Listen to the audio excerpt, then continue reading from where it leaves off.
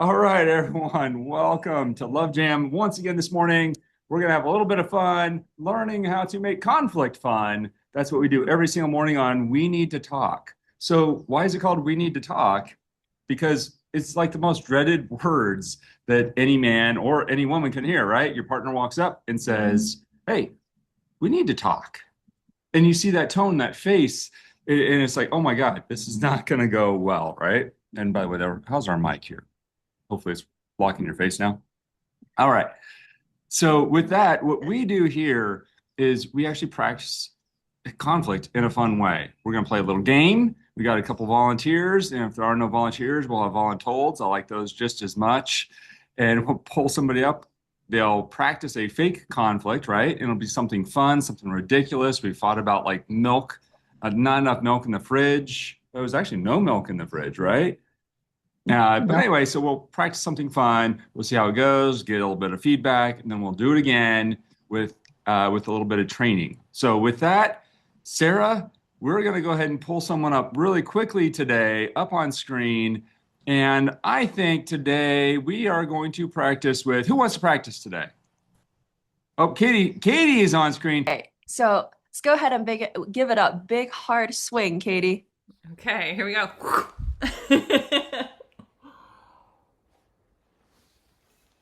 And it's spinning. The bee is getting dizzy. The beat's getting this. It's so close. Oh, that's a good one. Oh, we are Oh. late again. Uh-oh. So One Sarah, of my tell us jobs more. is to run a syntax, so this is. Sarah, tell us what this is about.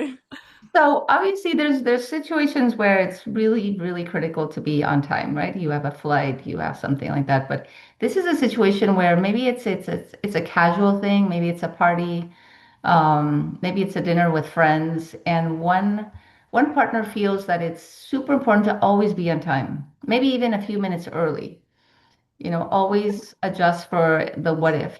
And then the other partner feels like we've always been late a few minutes, and what is the big deal? The sky hasn't fallen down. So being a few minutes late is not a big deal. And the other one's like, this is my identity is to be on time.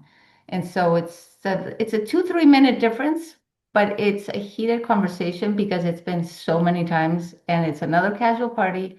And one is standing by the door, ready to go out, and the other one's like, do I have time to shower?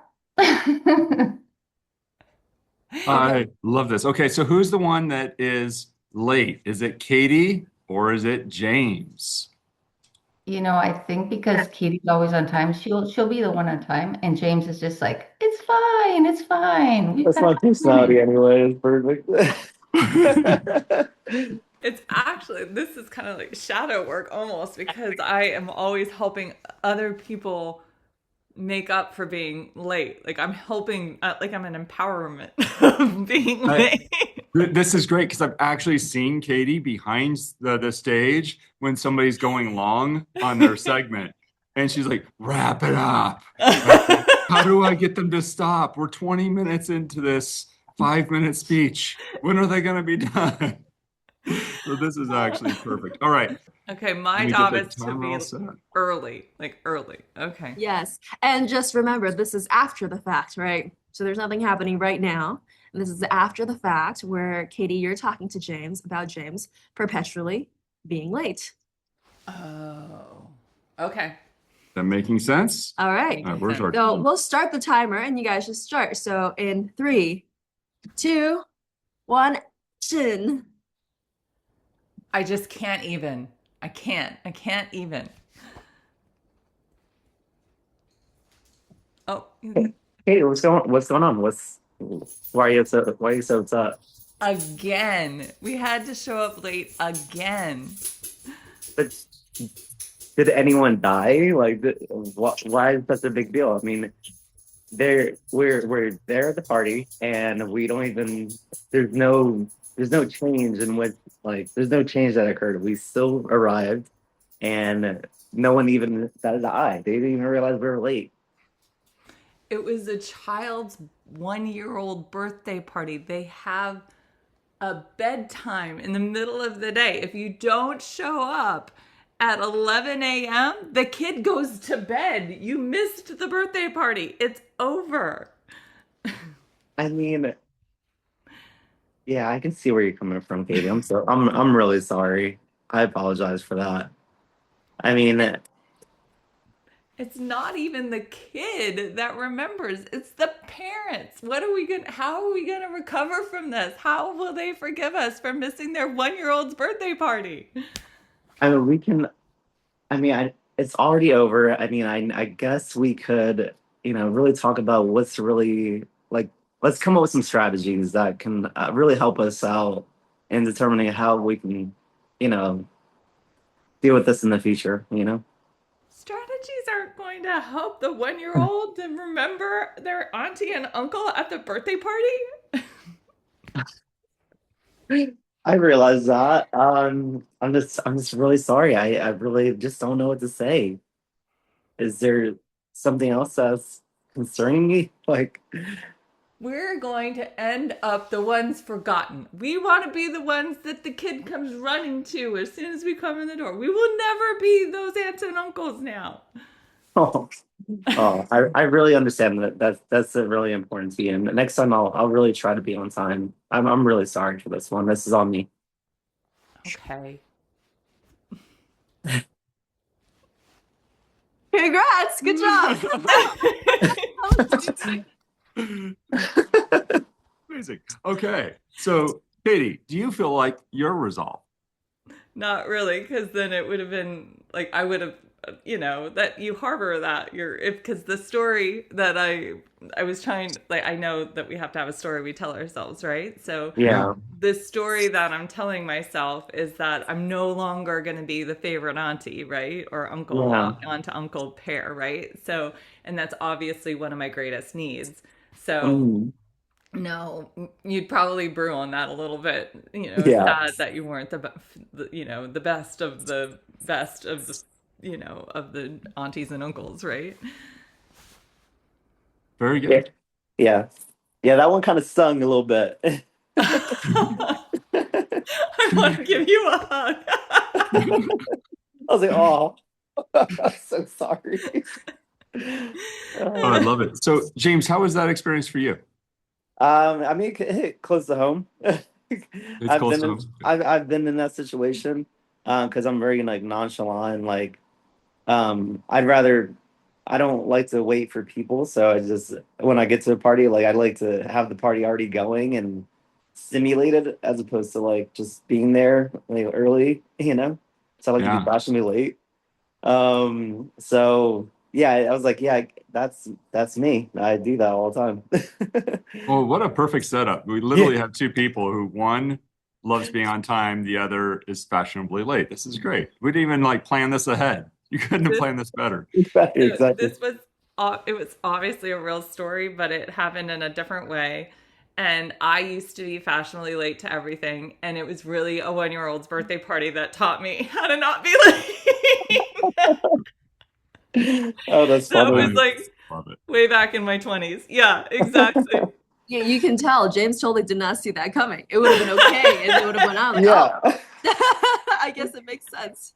Yeah, exactly. I was like, I hear where you're coming from. I need to like back off. I know when I'm beat. It was a real scenario with my husband, actually. I also love this topic. Sarah, great job on this topic.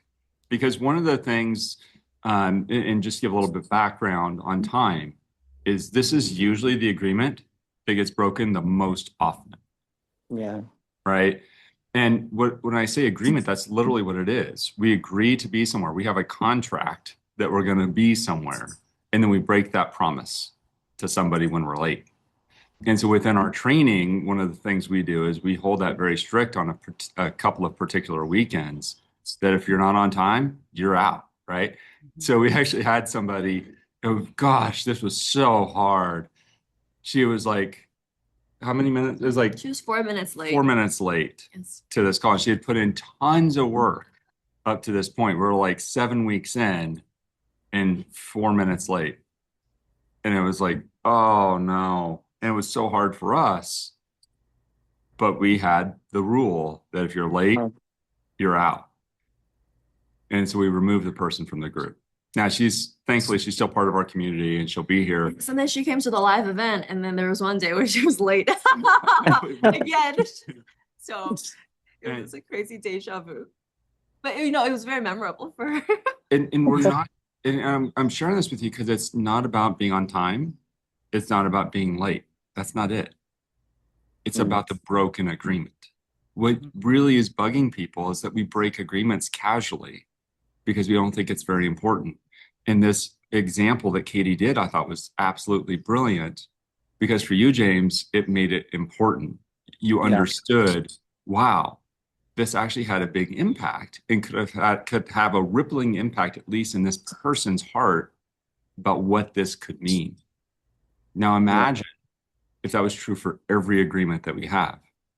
Because these disagreements that we have, the things we're practicing, are usually about a broken agreement. That's all it really is. That's what we're resolving. So this is a phenomenal one. I wasn't intending for it to go this deep, but it really did, because there's such a good lesson here about broken agreements. And there's a great way to clear it off. And James, by the way, I think you did really good with this. So we're going to give you some feedback about how you handled it once you heard the underlying meaning. So with that, let's pull up Sarah, because she was here, and let's have Sarah give some feedback on what worked, what didn't. And actually, let's go with what was great, what could be even better. Oh, hold on, what just happened here? My computer decided it wanted to have a pop-up. It thought it'd be really good timing just to mess me up here. Okay, here we go. There you go. Sarah, let's get the feedback. What was great for both, actually, for Katie and for James? Okay. Katie, I love how when you're discussing something that's bothering you, you still have this amazing smile. And so I feel like it softens the tension. I mean, you were pretty intense about it. You're like, there's this huge ramification. Like, I'm not going to be the favorite auntie. Like, this is way bigger deal than like, this is just my personality. Like, there's like big major significance tied into being late. So you made it very clear how important it was to you, but then you still had this amazing smile. Like, I was like, I could just watch you all day. James has got such a sweet face. It's like, I would not. So I think like So funny. you're already such a light and happy person and just fun. And it's amazing that when you're in the middle of a conflict, like you're still bringing that fun energy. So I feel like, oh, it'd be fun to have you as a roommate because there'd be conflict, but we'd still have fun. I love it. So How about for James? What was great for James? For James, what I thought was great is that he's very present. When he's listening, he's extremely present. And he really adjusted according to what was important to her. Like he started with, it's not a big deal. What's the big deal? But then as she explained what was important, he didn't stay in his lane of like, well, I still don't think it's important. Like he was really listening to her. And I think your presence really made a difference. Outstanding. Well, thank you. And for Katie, what could be even better? What could be better would be the ask. Just what is it that you would like from him? You definitely talked about how it impacted you, but the ask wasn't really there. And for James? And for James,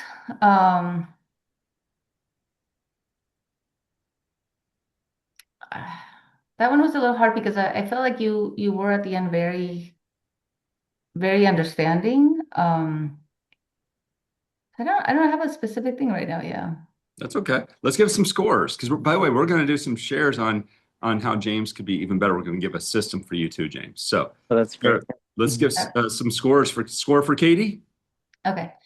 Katie, I give you a 7, just based on that fun energy. And then James, I give you a 7 as well. All right. Thank you, Sarah. Let's go over to Miss Annie. I think Katie pulled a reverse Uno card. She was really on the hot spot. She was just, like, so actually, I have no feedback from you, Katie. I mean, like, it was just, I don't know. I don't think this is actually how you would address it, because I can probably guarantee this is not how you would address it. But you made it really fun for James. So for James, I would say, You know, it reminds me of this video of this, they were saying how to put down a bully, right? And it's like the bully has so much energy, and the receiver, instead of reciprocating and fighting it, they just took it and it died. Like the conflict died so quickly. And so you guys, I mean, you guys resolved it in 2 minutes. There was no fire in Katie left to feel the conflict because of how well you just you were with her, you were present, like Sarah said. So I gave you a 9 for Thanks. receiving it, you know. Yeah. And what I think could be even better, we'll talk about in the next, but I mean, honestly, I don't know what, I mean, it was very well done. It just caught me off guard because I was expecting to give Katie a score. Oh, I really appreciate that. This is what happens when you put a creative director on Yeah. on the spot and say, action. And she goes wherever she wants to go. No. Okay. So similar to Annie, Katie, for you is I saw what you were doing is you're serving was my experience of you, is that you were serving James in this experience by really being what he probably experiences out in the world in these conflicts. And so I thought that was brilliant the way you were serving him. So thank you for doing that. For James, so what I experienced with you is first the resistance. It's like, well, it's not a big deal, right? Which is probably how you handle it. And then you had this still positive energy. You responded really well to how she was sharing what was underneath it. I thought it was great the way you did that, and you went with her on that journey. What could be even better is in the beginning, just saying, well, tell me a little bit more about what's going on, like really being with her right from the beginning. Zero resistance. Yeah, I can hear that bugs you without it really bothering you because it's not about us. Men often have this challenge is that we immediately make it that we did something wrong. And it's not even about that. Sometimes it's just that the feminine wants to be heard. They want to feel safe to express what's going on for them. And so that's what we could do even better. And so for the score, I'm going to give you a 7. And what that's really about is that the initial resistance can exacerbate the conflict really, really quickly and make it worse very fast. Being grounded in with her in whatever she's going through can bring it down really quickly. It's like taking the fire out. And you actually witnessed that because when you shifted to it, the energy came out. The other challenge is resolution. So when you have this kind of opportunity to get that energy out, that's a great time to look for real resolution and to ask a question such as, I can see that, you're feeling better about what did happen, but I don't think this is quite resolved. So I want to make sure that, we create a way where you feel good about what's going on, even if we're running a little bit late or whatever's coming up. I want to make sure we have a way to communicate about it. So what would work for you? If you're up for it, I can offer a solution. Like, don't solve it, right? But actually ask what would work. How's that sound, James? He does this Yeah, thing. that's actually really good advice. He does this thing that is so strange because I would have thought that if I raised a problem that I would want it to be solved, I would want a path forward. But there's been multiple occasions where what he says is, I can't promise I'm going to do it differently the next time. And will you remind, like he actually puts it back on me, like, will you, whatever, right? And for some reason, that actually feels a lot better than if he promised to do something that he ends up breaking his word later.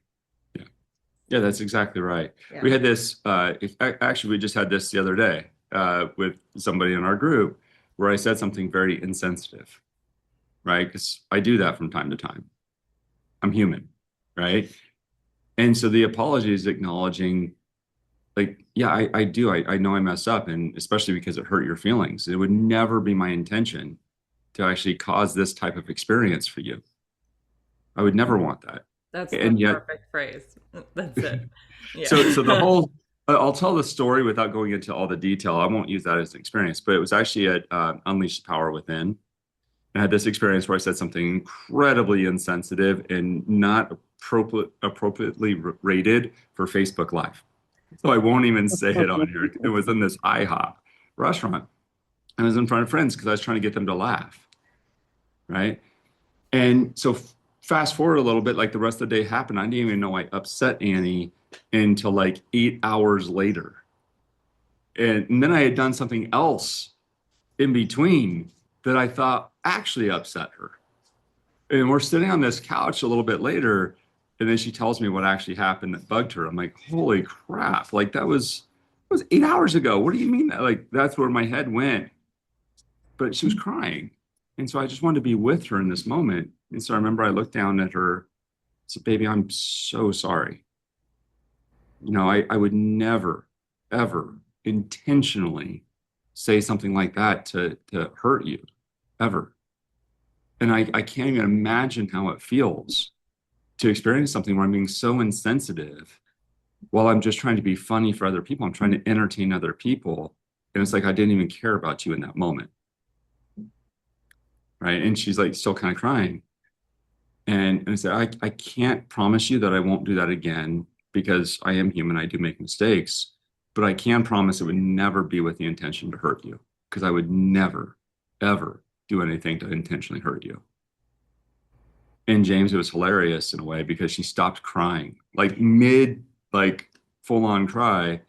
And she stopped. She goes, "That was so good. Like you should have recorded that. And we should like put that on Facebook because it was so good." That was good. And she starts crying again because she wasn't done feeling the That's really emotion. all a woman ever wants to hear is exactly that. Like, I'm here for you. I'm going to take care of you. Like I've got you. Yeah. This is recorded, right? I can go back and Yeah, it's on Facebook Live, so you can go get this recording, right? That's funny. And we'll practice this also live in Vegas, right? Where we actually practice these skills. And we have a whole day dedicated to just understanding the feminine needs and the masculine needs. Yeah. So that you get these skills of being able to resolve something without actually doing much. This is what's wild is like a lot of the men that I work with and talk to, they're just doing too much. Do less. Be present, be with her. And when you are, which by the way, you demonstrated you can do, and you can understand the deeper need. When you do that, it resolves itself largely because they just feel the presence. They feel that you really care. And that's what the feminine wants. It's almost like we have this antenna up, like going out of how are we not protected? How are we not protected? How are we not protected? And if that happens, then it's like, whoop, like comes right back in. Like I have nothing else to say. Like yay, right? Yeah. And for the women Yeah. watching, I'm going to offer something there as well. So Annie and I used to have these breakdowns where I would share what's going on for me. And in the middle of it, she would start getting upset and it would turn back to how I was the problem. And so I didn't feel heard. And so my common response was, I'm not even going to share anymore. I'm done sharing when it becomes all about you. So here's the simplest solution, ladies, the absolutely simplest. In those moments, understand that your man is really in his feminine state. He is sharing from that state. So if you simply respond to him like you would with your girlfriend and just listen and actually be with him in the feelings, it will resolve itself. He actually doesn't want anything either. He just wants to be heard. Men like that also. And it would be such a gift if you are the one woman on the planet that actually listened. And I don't mean that offensively, by the way. I'm saying men's experience, and James, you're the other guy on here. Tell me if you've had this experience too. I have actually. I can actually contest to that one. Yeah. And how many women in your life truly listen and without interruption, just listen to you? When I feel like when I've expressed myself in that way, I've been shut down and like called like wow, you're being really like sensitive right now. You know, like I'm like, okay, I just won't say anything. Then, you know, so it kind of like steps away. I step away from like who I am. I feel like almost. Men have this experience. I really want to get like this men's group together. I want to get like, okay, let's talk about this. Get like Yeah. 50 men in a room and put 50 women in a different room watching the men talk about their experience of life. And you actually hear, like I'm part of a men's group every Saturday, and just listening to these men, just wishing that they would be heard, Mhm. just wishing they could express what's really going on for them without being told that they're a wimp or being shamed or they just need to man up. And if we Mhm. just listen to them, it's amazing how sensitive men truly are. So just something to consider. Like, It's like especially if you're single, be that woman that listens that way. If you're like a married, trust. you want your marriage to be divorce proof, just listen. It's like Do a trust thing. less. Everybody always Yeah. thinks everybody else. That's one of my observations through all the years of helping all the families on the military base. Um, Everybody always thinks everybody else has a better love life, right? But if it's all about trusting to open up, right? And so if you're trusting the other person, like if the woman is like, because it's a lot of energy to put out there to actually open up and really be listen to the sensitive side. They really understand what burdens you, like that question, what burdens you, and really hear it, like not the filters that you put on top of what you think that means, but really what they're saying, and then ask the qualifying questions to find out what he's trying to share. And so you open that up, and then you've just given every part of what's beautiful about feminine to them, right? And then if you're giving that gift, they have no reason not to trust back, because you are the only person that's standing there in that pure form of femininity, which then opens them up to be more in tune to you, right? So it's almost like that the happiest you can be is if everybody's trusting in that, right? I So almost John Gottman wrote about this, right? He wrote a whole book that could have been summarized in one sentence. Okay. The key to love is trust, period. That's it. So now here's how to get there, in my opinion, right? First step is to trust the other person, to trust that they have positive intent for whatever is happening. So it's API, assume positive intent. And then for the other person, same thing. It's just to simply assume positive intent. I trust that you have positive intent. And because of that, whatever you're doing is perfectly fine. I know it's out of love because I know you have positive intent. And when you have trust, you'll have love. It's so simple. We overcomplicate it because there's all these tips, tricks, and tools that are out there. Like watch Instagram. Here's the 38 steps on how to create a great marriage. Like here's the one step. Trust each other. The yeah. end. Go ahead, James. Oh, I was gonna say, like, almost have to, like, almost in the past, I always feel like I always have to preface that with this is what I want right now, as opposed to like just going for it. Um, because of those situations I've had in the past, I'm like, wow, like I feel like I have to, in order to be vulnerable, I gotta say this first. You know, that's that's my experience in the past. Yeah, and that might be the case. This is where we talk about pre-frame. Now, with that, before we go into that, Annie had something you wanted to share. It was really for the next part. Yeah. That because this is such a great topic about how to listen and receive. We're gonna try something different. Okay. Okay. Hey, this is me being spontaneous. I love it. He's rubbing off on me. And so for this next scenario, James, you're gonna be one that's all pissed off. Okay. And really, I mean, I think Katie, you do a beautiful job of this, and I think it would be a great demonstration for us to like, how do you actually take the energy away and really be present for them, just like how James had done for you. I think this would be a great exercise to see. Okay, so we'll still give you 3 So you have minutes. 3 minutes. Yeah. Yeah.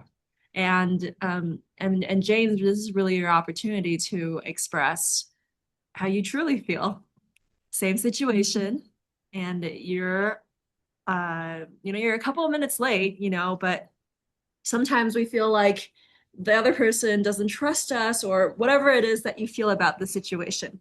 And Katie's always on time, a couple minutes early. She makes a huge deal out of it every single time. Boy, I love that it's the way she reacts to this is what you're upset about. And that's what you're aiming to resolve. Is you're so tired of the what you think is an overreaction. Okay. And Katie's job is to take the energy out of this situation and get it resolved from the receiving end. So James, you all fired up? So we just got home from the party and you're fired up. He is James fired up. fired up. Yeah, because the whole way home you were pissed because you missed the baby blowing out the first candles. We're still in that situation? Yeah. Okay, Yeah, got it. same situation, right? So you guys it was only 5 minutes, but it threw everything off because this couple, for whatever reason, does the cake first because the baby goes to sleep so What a quick. strange So thing. yeah, very, very weird.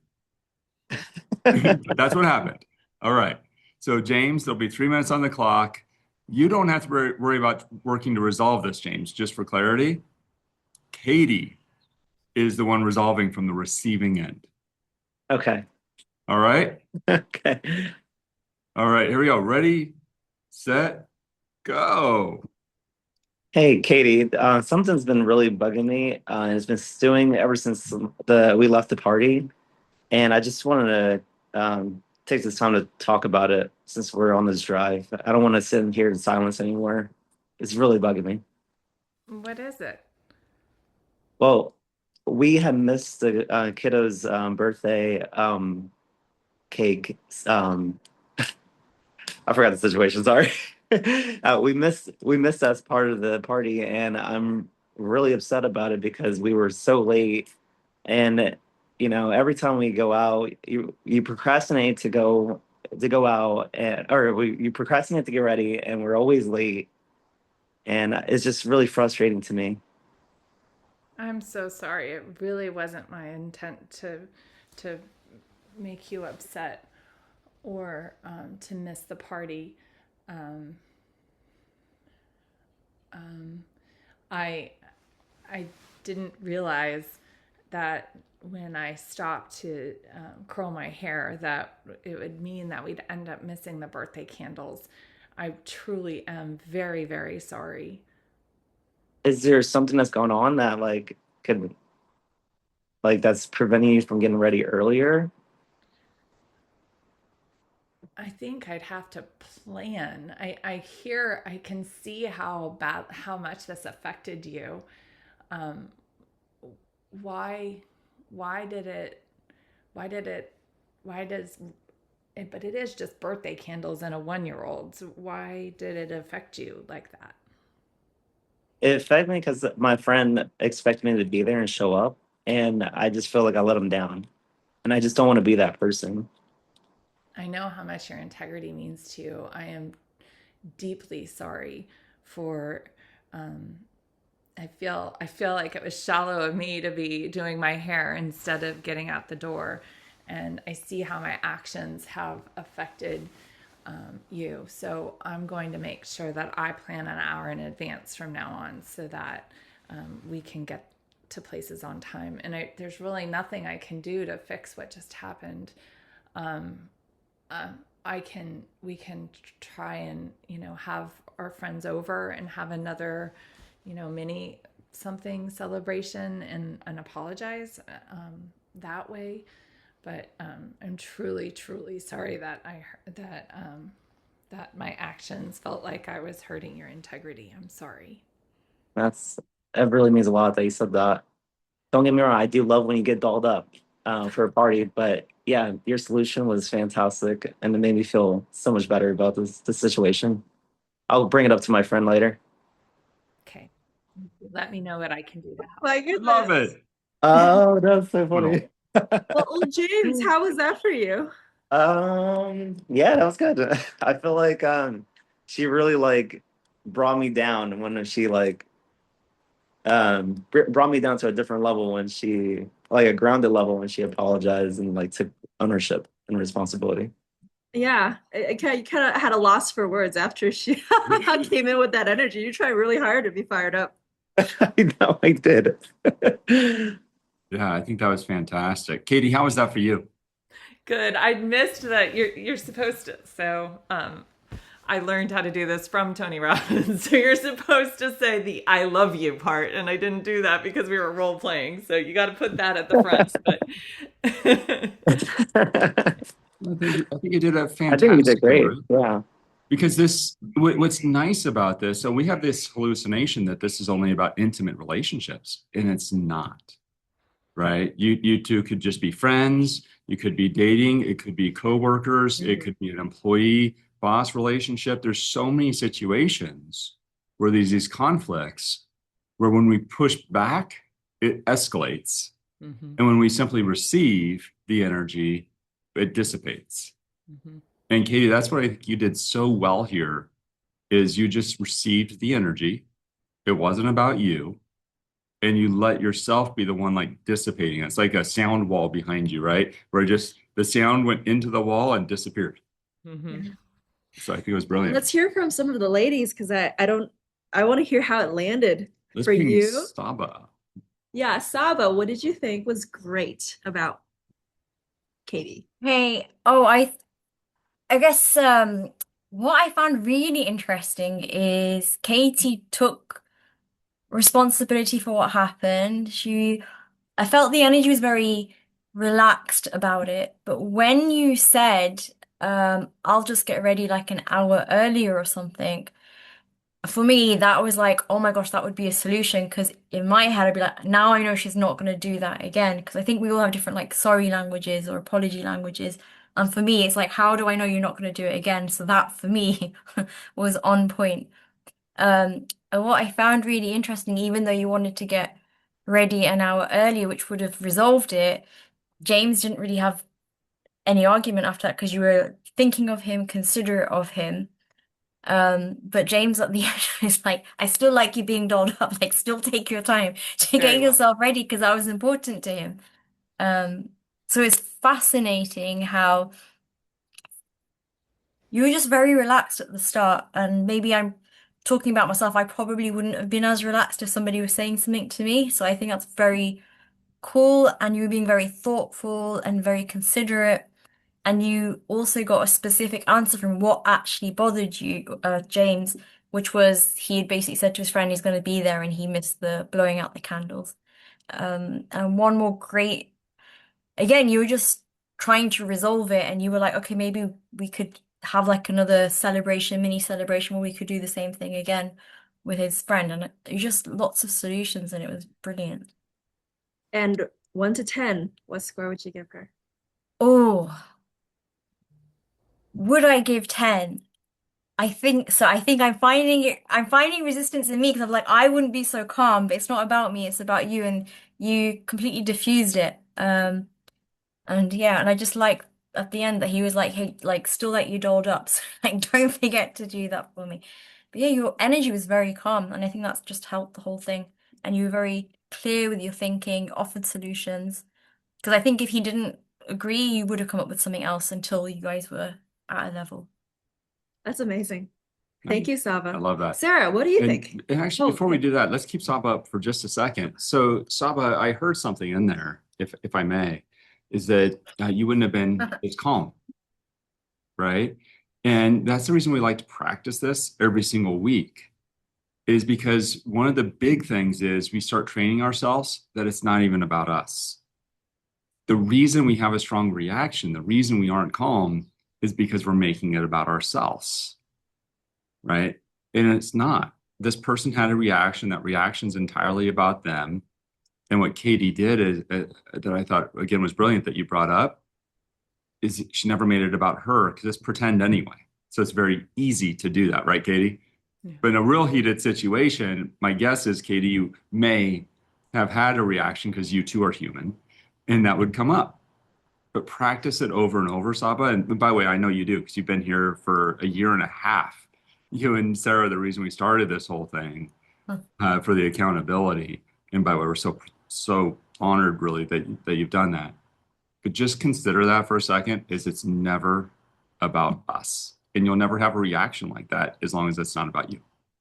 Yes. Thank you. That's Yeah. key practice because that becomes your nature then if you're practicing conscious competence. Exactly. Sarah, well, how was that for you? That was really interesting. Even like the first few seconds where James, I felt like his energy was, you're just such a good actor. Like you were like, and I'm just tired of sitting in this car in silence. And I was like, oh my God, that feels so real. And I thought Katie was going to have a little bit of a reaction like, yeah, I can't stand it either. But you just kind of looked at him, what's up? And it was just very like, I'm here for you. And it was just so short that it's like, it looks like you need to empty out and you didn't say much. You know, I felt like we could be like, yeah, me too, blah, blah, blah, and then make it all about you. But you were just like, tell me. And so whatever it is you said, it was so short and was so like ready for like emptying out. And so I thought even just how you started was great. And then yeah, you guys just worked so nicely. Where at the end he's complimenting, I love how you do your hair. So it was really good. I thought you guys were both very present. 1 to 10. 1 to 10. I give Katie a 9, and yeah, just because there was a little something that could be there was something in like your body language that gave me the impression that you were like, I'm hearing you. I really don't think it's that big a deal. There was something about the how you were like there was just a little something that I felt like you weren't actually like, I really feel you. It was like I know it's hard for you, but there was just like a little tiny little bit of resistance that I could read in your body language. And so just for that, I give you a 9. Um, Everything you said though, the words were perfect. Um, and then for James, I thought it was great how you really communicated what you wanted. And I thought that was really good. All right. I would Thank you. say, Katie, I would give you a 10. You know, Sandy? what stood out most to me, there's like so many points that I think this brings up. What stood out most to me is I experienced you fully in his shoes. And sometimes, at least for me, it's so difficult to remove myself from the situation. You even said, I see how I could come across as shallow in this situation. Like you have completely dissociated yourself from that situation and really experienced how he was feeling. And I think that's one of the hardest parts for me is like, this situation is literally about me. I'm not going to call myself shallow or because I'm trying to defend myself, right? But you did such a great job, like just not taking it personal. And what I thought was really interesting is I noticed my own triggers as I was listening to you talk. And it brings me present to how the culture has really socialized us, right? So the first thing that I noticed was, wow, she says sorry a lot of times. And and then and part of me is like we've been taught to not apologize, right? Like for women to stand your ground, not apologize, don't be weak, like all these different things. So that was the first thing that came to mind. And the second thing is I hear and I do this where it's a fake apology, like I'm so sorry, I'm not good enough for you. It totally does not work, right? And I just thought it was so impressive that I felt you were truly um apologetic. Like you really felt it. You were in his position. And it's like it I think you did such a good job of this feminine masculine dynamics, right? Because it's so easy to go for us to go defend, but you really stayed in service. That's how I felt. It's like you were really in service of him and saying, next time I know how much your word means to you. What can we do together to help you uphold your word? And so that partnership, I think, was a great example of how you can bring out someone's masculine to lead and all of this in a conflict. I thought that was brilliant. Yeah, Yeah. same feedback. I want to jump in before I go too far and address something Sarah brought up because I see exactly what she's saying from a body language and all of that. And what I would offer is that might be coming from a feminine perspective, where you're super observant of all of these things happening, Sarah, that was awesome. From the masculine point of view, Did you not I was notice? listening to the words. I was not really watching the body language. I was like, first off, holy shit, she's listening. So remember, there's a low bar already. So the fact she's listening, the fact she's not making it about herself, instantaneously took it to like a 10 in that exact moment. It's like, wow, there's zero pushback. She didn't go make him wrong for expressing what he was feeling. 10 out of 10 right there, right? And then she owned it. So now we're at like a 15. She's like, this is on me completely. I can see how this affected you. And then on top of that, she's like, and here's what I'm going to do about it. So I'm giving you a 20 out of 10. Katie, I think that was phenomenal because like there's like all of these things added in. And then, okay, we'll give you a minus 0.1. So a 19.9 because your body language sucked. Okay. Well, the body language is a thing. So, and anybody who's watching this that went to college with me, because I am so happy, because this is my disposition. Like this is just who I am. Like I actually don't even like dive too deep in like conflict. Like I actually am that mellow, right? And so because I am so happy, people for on average for 3 years don't know if like this is my own personal, like if I was the dog at the dog park, it takes 3 years for people to be like, she no shit is that nice. Like no way. Like that's like you're real. Like so it's kind of like I have to keep showing up and proving that I am present. Like I am real. Like I'm not an airhead. Yes, I do laugh all the time. I make most things a joke so I can be seen insincere because I will try to find the funny. So Yeah. these are like my own things at the dog park that I have to try and like almost like, and it's like a balance. Like, do I curve my enthusiasm so I can, but then I'm not being authentic, right? So then that's the piece of me I have to like look more serious to feel more present for somebody else. So that is something I work on. I get it, by the way, because I've Yeah. had similar feedback, right? Where it's like, no, I remember we were doing this experience and I kept getting the feedback, Katie, that I'm fake because I'm always happy. And then on this one particular call, I was showing some deep emotion. They're like, oh, finally, you're authentic. I'm like, fuck you. I was I was authentic the entire time. I am literally happy like all the time. Even if I'm expressing the emotion of anger for a second, it's in service of this person. It's an energy I'm putting out in service of them. I'm loving and I'm happy and I'm expressing this anger to get through to somebody because I care enough to do that, right? And sometimes it's just not received. It's so interesting to me that when we say authentic, we're only looking for the negative, low energy emotions. People can be authentic like you, Katie, when they're happy too. There's nothing wrong with that. You don't need to adjust. And yet, yeah, there's times where we get to be in the emotion with somebody else. It's match and mirror, right? Somebody's in a low emotion. I mean, imagine if you're having a conversation. Well, I'm doing this in service of everyone else because you brought this up. Imagine being in this very, very low emotion where you're feeling a state of grief. You just left this funeral and someone comes up, oh my God, how the heck are you today? And they got this like, what? Like, no, like instant rejection.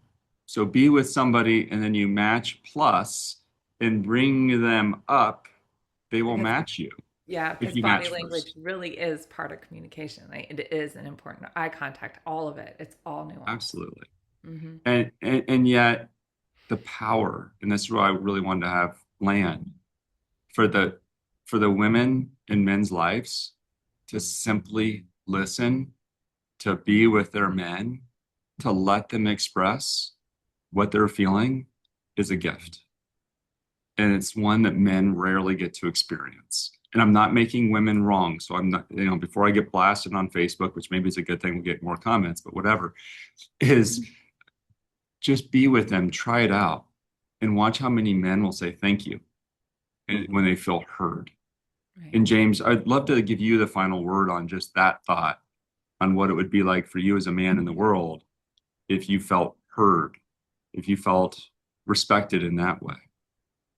Well, I think that's the biggest thing. Like men just want to feel respected and appreciated and all that stuff. So when you said, I gave 10 out of 10 after our scenario because of like the acknowledgement, the accountability, the solution. The solution was everything for me too, because I come with solutions. And yeah, just like yeah, the acknowledgement was great too. I mean, I really felt seen in that moment, and it just makes a huge difference. Look at this. It's a pretend scenario, and he's lit up because he feels so heard, Yeah. Katie. Like, you probably just made this man's entire day in Good. this fake scenario. Wow. True, James? Isn't this True. Yes, that's how Amen for that. powerful it is. So with that, everyone, thank you so much for being here yet again, and especially for our guest, James. Good to see you for the second week in a row. Let's see if you set the record like Sarah and Saba, who have been here for a really long time. And Katie, again, thanks for being on stage today and serving this group. We'll be here again next Friday, 6 a.m. Would love to see some new faces. So if you have somebody you want to bring them on the show. We'll have a little bit of fun. Maybe we'll learn something along the way. And with that, we are signing off for the day. And we will see you hopefully live in Las Vegas. Go check it out. Events.lovejaam.com. We'll put it in the comments. Take care, everyone. Thank you, guys.